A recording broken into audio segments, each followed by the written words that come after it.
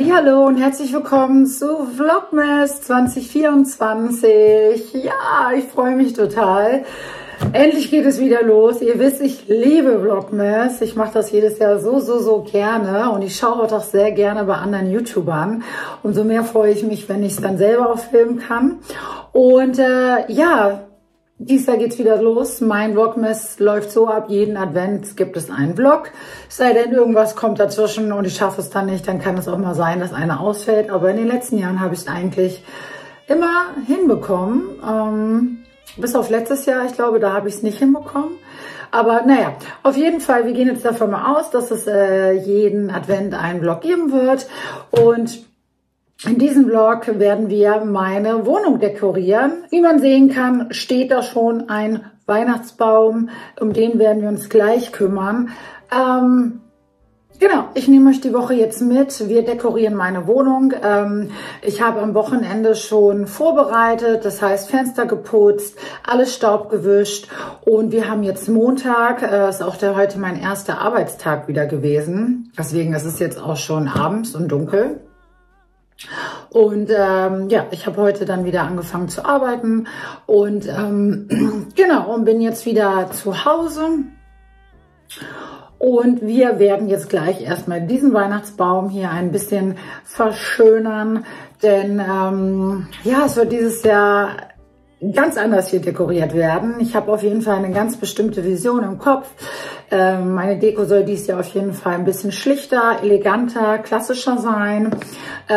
Ich habe auch investiert in neue Weihnachtsbäume. Letztes Jahr hatte ich ja zum ersten Mal einen echten Weihnachtsbaum, um das mal zu testen, weil davor die Jahre hatte ich ja auch einen künstlichen, den habe ich ja dann verkauft. Und genau, und dann habe ich letztes Jahr mal einen echten Baum getestet. Das war auch schön. Allerdings muss ich sagen, dadurch, dass ich keine Kinder habe, möchte ich gerne den Baum so früh aufstellen wie möglich. Also für mich gleich am Anfang der Adventszeit.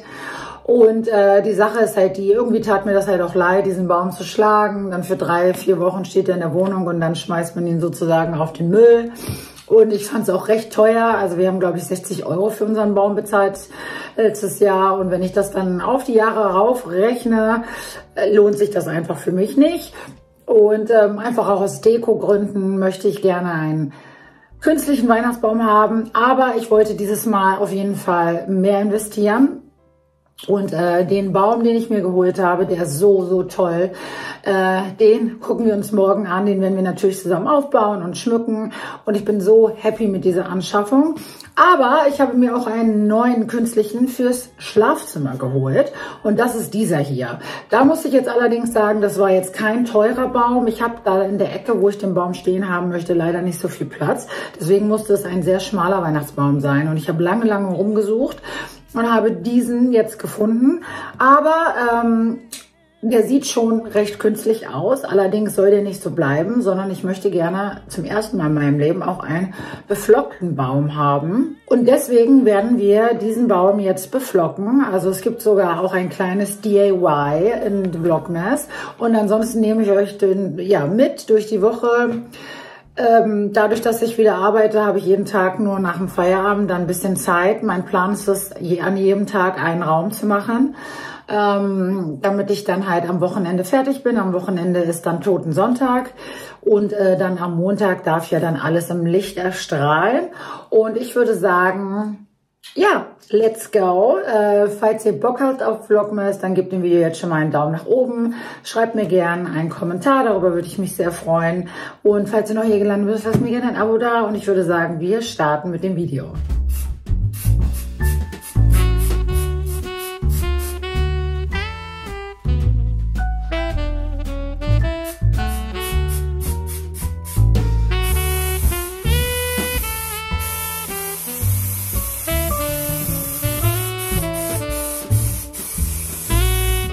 So sieht das aus, also guck mal, so sieht der aus. Normal. Und das ist natürlich jetzt nicht so schön. Aber ich glaube, so wird es richtig schön.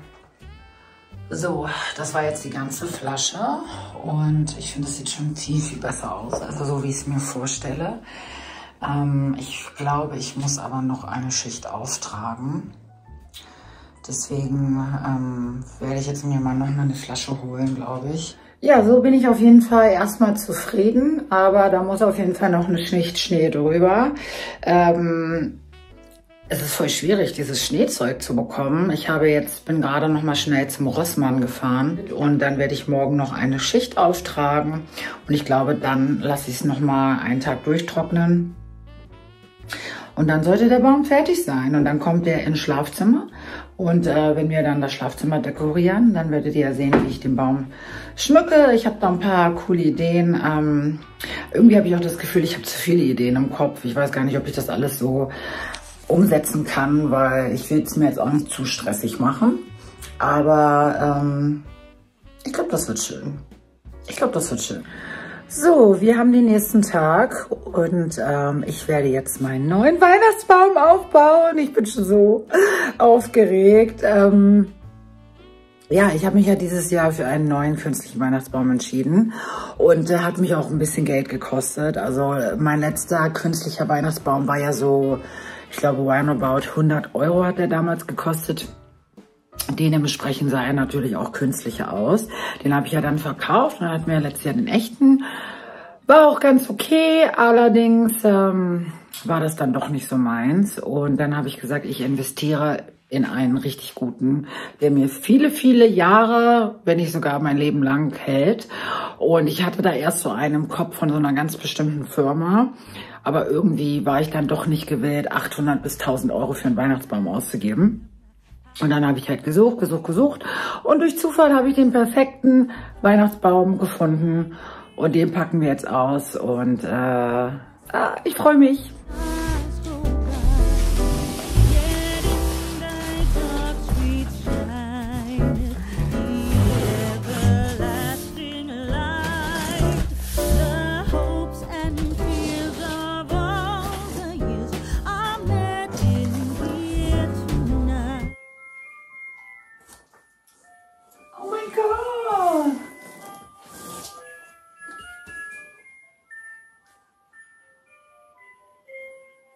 Wie süß ist das denn bitte?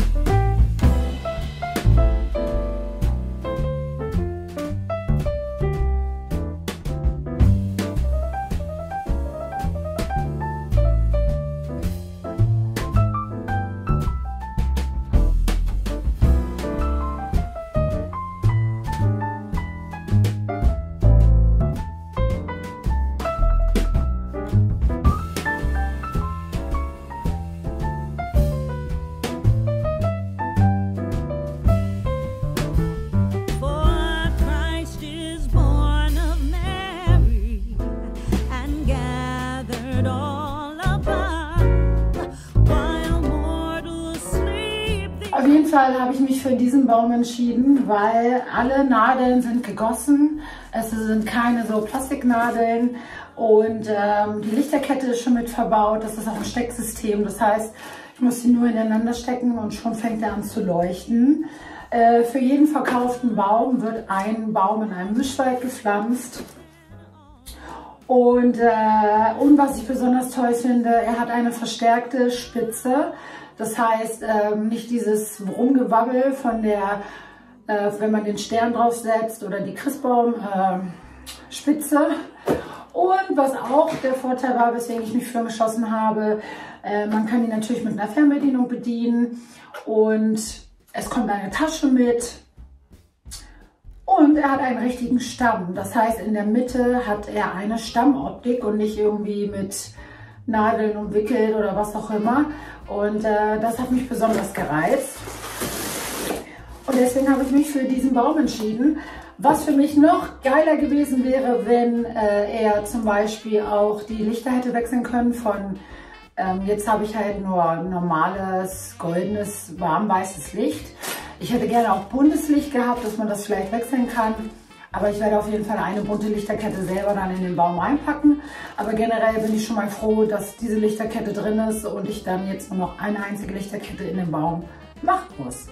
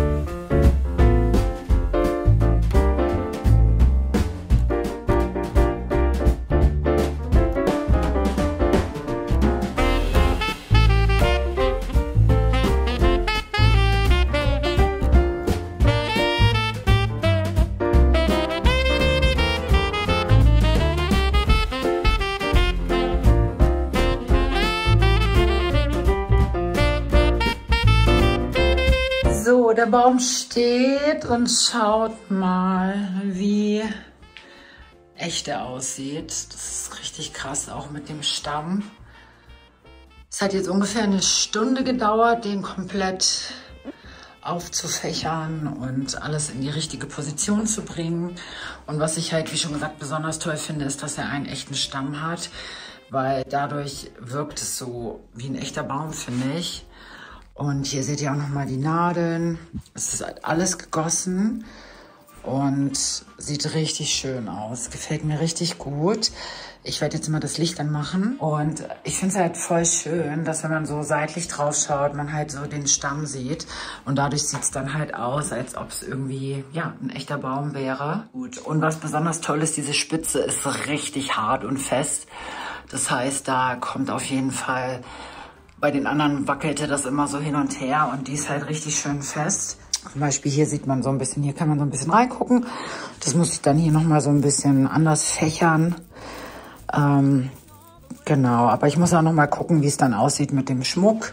Weil der Schmuck muss natürlich ja auch irgendwo hängen. Das wird schön. Ja, passend zum Weihnachtsaufbau schneit es gerade zum ersten Mal in diesem Jahr. Ist nicht ein bisschen früh für Mitte November, aber Schneeregen auf jeden Fall. Ja, es schneit und schneit und schneit und schneit. Krass, hätte ich jetzt nicht gedacht, dass es so schnell schon schneit. Naja, und so sieht auf jeden Fall das Ergebnis meiner Schneeaktion von gestern aus. Ich finde, dieser Baum sieht jetzt viel, viel schöner aus. Ja, und wie man sieht, habe ich halt nicht so viel Platz und der passt perfekt hier rein. Und ich glaube, ich habe jetzt beschlossen, dass ich jetzt als erstes das Schlafzimmer machen werde, als ersten Raum, weil, ja, ich bin ein bisschen überfordert. Jingle all the way. Oh, what fun it is to ride in a one-horse open sleigh.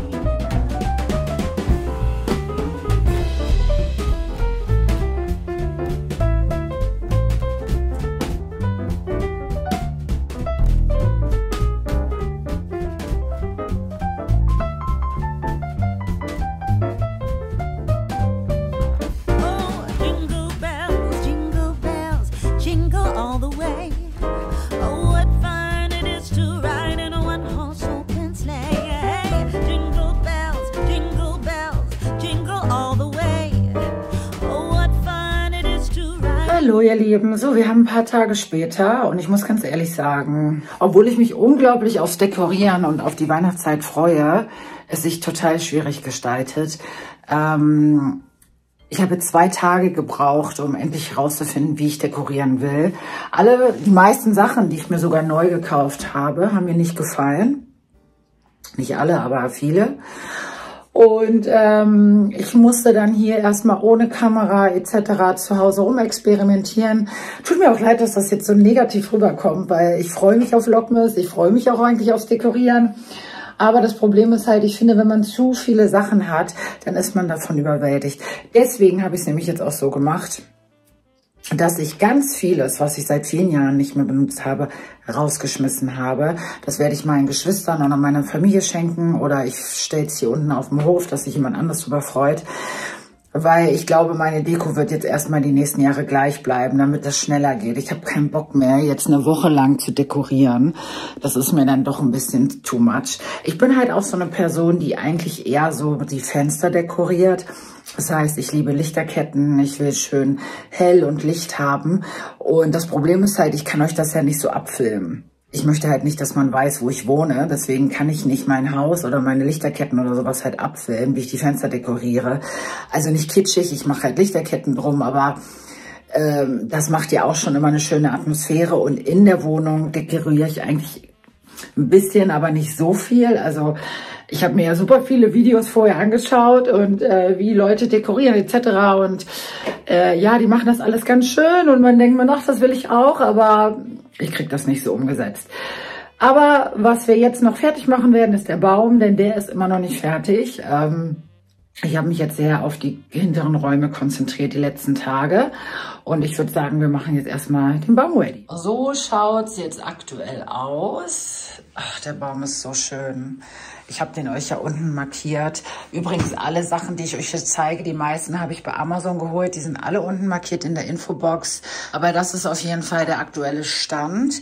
Und ja, ich glaube, da muss noch ein bisschen mehr ran. Ich habe auch ganz viele Kugeln aussortiert, weil ich will jetzt jedes Jahr nur noch die gleichen Kugeln ranhängen. Ich habe auch dieses Jahr mir mal so einen Baumrock geholt. Und genau, das sind so Sachen, da bin ich jetzt noch am gucken, ob wir das jetzt so noch reinmachen. Ich habe zum ersten Mal hier auch solche Äste, das hatte ich auch noch nie. Oh, das glitzert alles so sehr. Und hier bin ich auch noch skeptisch. Genau, und diese Samtkugeln finde ich richtig, richtig schön. Ich weiß halt nicht, ob es von der Farbe passt, aber wir werden das jetzt erstmal probieren.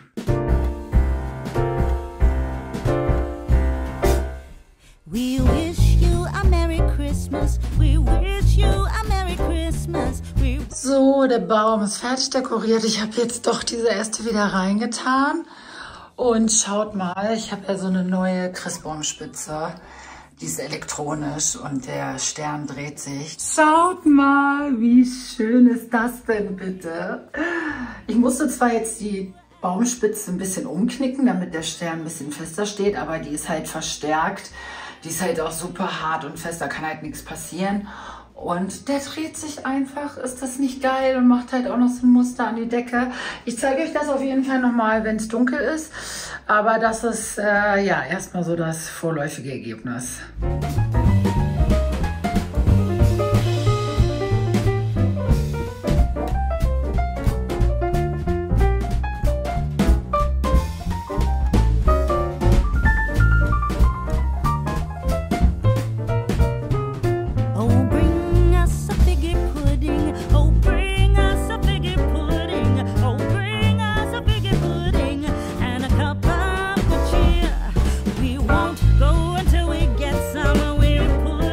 Die Girlande aus, die ich gebastelt habe, die ist von der Nunana. Dann habe ich diesen Draht, der ist von Amazon, habe ich euch unten markiert. Und dann hatte ich noch so eine alte Sternkette und letztes Jahr habe ich hier diese Schleifen gebastelt und ja, das ist so meine Girlande, um das hier so ein bisschen auch weihnachtlich aussehen zu lassen. So, ich habe noch mal was am Baum geändert und zwar habe ich jetzt doch noch diese großen Kugeln einfach mal reingehangen und ich bin total happy gerade, weil mir gefällt das nämlich doch richtig, richtig gut. Die hatte ich ja bei Action geholt. Und die sind halt so groß und schwer, dass die halt gar nicht richtig dranhängen. Ich habe halt hier dieses Preisding dran gelassen, um das aufzuhängen. Vielleicht sollte ich da doch noch mal einen Hook dran machen. Ja, ich ändere das, glaube ich, mal mit einem normalen Anhänger.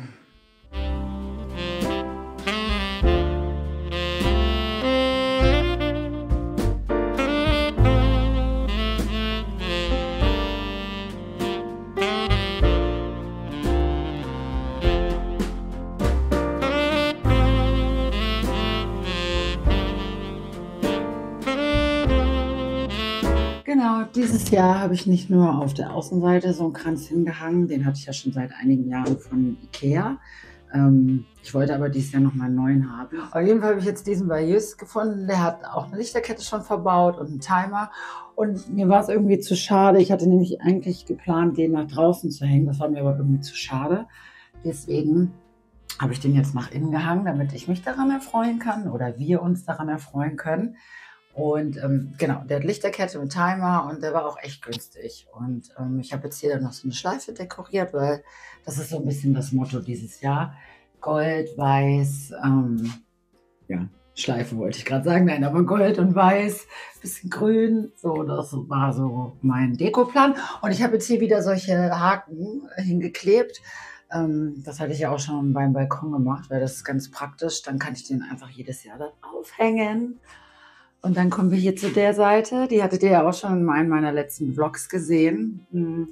Ich hatte ja jetzt hier die Lampen geändert und damit bin ich auch sehr zufrieden. Ich finde, das ist richtig schön geworden. Oder was sagst du? Bin jetzt Teil vom Video. Ja, manchmal kannst du schon was dazu sagen. Ja, echt gut. Danke. Ja, wenn du jetzt was anderes gesagt hättest, hätte ich es auch rausgeschnitten. Genau, und die Deko habe ich schon ganz lange. Das habe ich jetzt neu. Achso, alles, was ich euch heute zeige, vieles habe ich bei Amazon, von Amazon mir geholt. Das heißt, das habe ich euch unten auch markiert. Auf jeden Fall habe ich diese Teelichter hier von Amazon. Die fand ich total schön. Davon gab ich 4 Stück. Die habe ich auch noch in einem anderen Raum stehen. Das habe ich schon länger. Ich weiß gar nicht mehr woher. Ich glaube von Rossmann war das oder von DM. Diese beiden Sachen hier mit Frohe Weihnachten und genau, und diese süßen Bäumchen. Und ich finde, passt alles so mit dem Goldton, den ich jetzt hier im vorderen Bereich habe, zusammen. Und ja, ich tue mich immer ein bisschen schwer mit so Deko in der Wohnung. Ich bin ja mehr so die Person, die es liebt, die Fenster zu dekorieren mit Lichterketten und das alles erstrahlt. Aber in der Wohnung tue ich mich immer ein bisschen schwerer. Deswegen erwartet jetzt nicht zu viel. Ja, und das ist jetzt unser, weiß ich nicht, Vorderflur kann man nicht sagen, Mittelflur. Und hier, oder der zweite Flur, den wir haben, kann man das sagen? Ja. Und ich habe jetzt hier nur so einen Tannenbaum-Kerzenständer, ist das. Ich habe jetzt hier eine elektrische Kerze reingemacht, die ist auch mit Timer. Das finde ich ganz schön. Und den habe ich auch von Amazon, den habe ich schon im Sommer mir geholt, weil ich den echt schön fand. Und ich bin überlegen, ob hier noch vielleicht irgendwie so ein Deckchen oder sowas, aber ja. Das ist so die Deko hier vorne und dann zeige ich euch, was ich in der Küche gemacht habe. Genau, in der Küche habe ich mich auch sehr schwer getan. Ich hatte 1000 Ideen, aber im Endeffekt habe ich jetzt nur dieses kleine Tablett hier gemacht. Diese kleinen Bäumchen hatte ich halt in der Stadt geholt. Die fand ich ganz schön und das war noch ein altes Deko-Tablett, was ich im Keller hatte. Und Max meinte, dass das eigentlich Herbstdeko ist, die Tannenzapfen, aber für mich ist das Weihnachtsdeko. Ja. Herbstdeko sind eigentlich für mich so Blätter oder Kastanien oder irgendwie sowas, ne? Ja. Und genau, und hier an der Fensterbank habe ich jetzt nur so kleine Bäumchen hingestellt. So Klobürsten, Tannenbäume, so nenne ich die immer. Und genau, und das war es schon in der Küche. Ja, und das ist jetzt der fertige Baum bei Tageslicht. Ich habe dann es ja doch noch geschafft, die großen Kugeln einzubauen. Da bin ich ganz happy drüber, weil dann hat sich auch mal was gelohnt, was ich noch dieses Jahr dazu geshoppt habe. Und genau, ich finde den Baum sehr, sehr schön. Für mich ist eigentlich der schönste künstliche Baum, den ich je hatte. Und ich hoffe, dass der mich jetzt mein Leben lang begleiten wird, weil, ja, was will man machen sonst, ne? Genau, aber ansonsten finde ich es sehr, sehr schön geworden. Und am schönsten sieht er natürlich aus, wenn er beleuchtet ist. Die Krippe habe ich jetzt hier wieder in den Schrank gestellt. Das fand ich ganz süß, weil sonst stehen sie immer auf dem Boden. Aber ich finde, da sieht man das viel, viel schöner. Ja, und im Schlafzimmer habe ich die Weihnachtsbettwäsche aufgezogen. Und dann habe ich hier diese Kissen. Ach, das hatte ich vergessen. Die hatte ich auch im Wohnzimmer. Die fand ich eigentlich ganz schön und nicht zu kitschig. Und dann habe ich mir hier noch diese Vasen geholt und ja, so einen Ästestrauch reingemacht. Und ich finde, das beißt sich dann nicht so sehr mit dieser Petrolwand. Übrigens wird es nächstes Jahr noch einen neuen Renovierungsvlog geben, weil das Schlafzimmer wird sich wieder ändern, weil ich will auf jeden Fall diese Wand wegmachen. Und weil mir gefällt das nicht mehr, wie immer. Gefällt mir immer alles nicht mehr nach einer Zeit. Wie am Körper. Und dann habe ich ja dieses Jahr mir diesen kleinen künstlichen schmalen Weihnachtsbaum gekauft, weil ich unbedingt auch einen im Schlafzimmer haben wollte. Und da passt natürlich jetzt nicht so ein breiter Baum rein, deswegen habe ich diesen schmalen geholt. Den hatte ich euch ja vorher jetzt auch schon gezeigt, wie ich den aufgebaut habe und bearbeitet. Aber ich muss sagen, das war so ein bisschen so ein Fail, weil dieses Schneespray ist super, also das stinkt irgendwie voll, wobei der Geruch ist jetzt endlich verflogen, aber die ersten Tage hat es echt schlimm gerochen. Und es ist echt eine Sauerei. Ich werde den wahrscheinlich nächstes Jahr auch wieder verkaufen und werde mir dann nochmal einen holen, der schon von Anfang an beflockt ist, weil ich glaube, die haben da so einen anderen Schnee, der da besser drauf hält. Und weil das ist echt, ja, war nicht so schön. Aber dadurch sieht er natürlich schöner aus. Ja, und ich habe es halt so schlicht, weiß, gold einfach dekoriert. Und hier habe ich halt auch so ein kleine Krippe. Das fand ich ganz süß. Und ja, und das war's in dem Raum eigentlich auch schon. Und natürlich dann, wenn noch die Lichter an sind, die Lichterkette oder so, dann, oder auch das Licht im Baum, das seht ihr jetzt ja gleich nochmal, dann sieht es natürlich nochmal alles viel, viel stimmiger aus.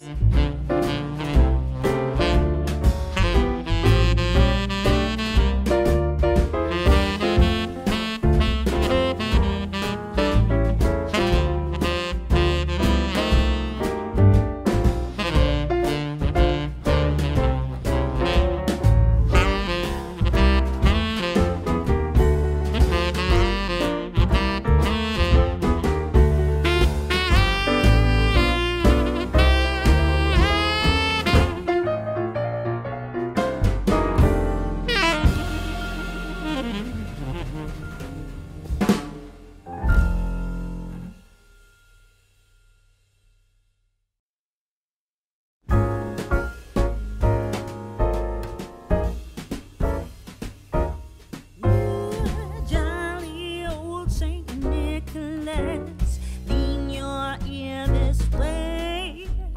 Don't you tell a single soul what I'm going to say. Christmas Eve is coming soon. Now are you, dear old man? Whisper what you bring to me. Tell me if you can. When the clock is striking 12, when I'm fast asleep, down the chimney broad and black, with your pack you'll creep. So ihr Lieben, wir haben jetzt abends und ich werde mich jetzt Bett fertig machen. Es war eine lange Woche, eine lange Dekorierungswoche. Ich hoffe, der erste Vlogmas-Vlog hat euch Spaß gemacht. Falls ja, dann gebt mir auf jeden Fall einen Daumen nach oben, schreibt mir einen Kommentar. Darüber freue ich mich immer sehr. Und abonniert auf jeden Fall auch die Glocke. Und ja, es geht jetzt ganz schnell weiter. Nächste Woche gibt es dann den nächsten Vlogmas-Vlog.